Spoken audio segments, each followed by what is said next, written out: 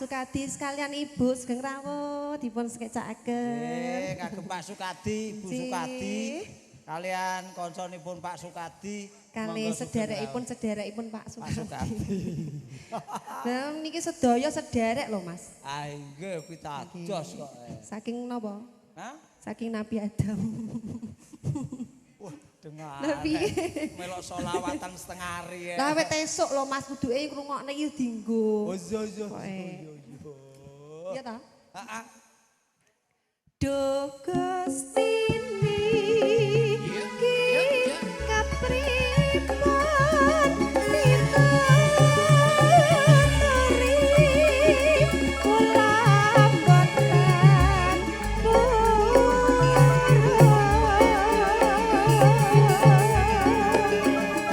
rinteng dalunipun dadi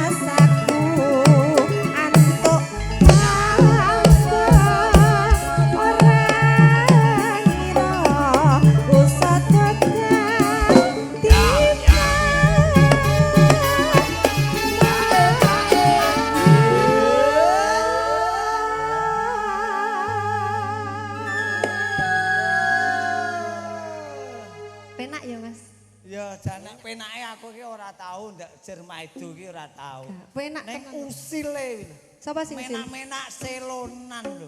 Kentrongan menak-menak kaya oh alah man. Engko ya ora genep nek sampean meneng ki ya ora menak saiki. Oh iya, aku kan grup ya. Grup. Jadi kerja sama itu nomor 1. Kudu diketokke aja ndelik rono ora pareng. Ndelik rono kayak unjal ambekan, Mbak. Unjal ambekan. Minum Mas. Wes, aku wis. Mbak Nur ya sinambi nata nyawa. Lho. Ben ora ngocar-macir dari kru Manol Kopi. Manol ki apa Mas? Manol ora kula dadi kuli. Angkat junjung. Kuwi Manol. Berarti tahu.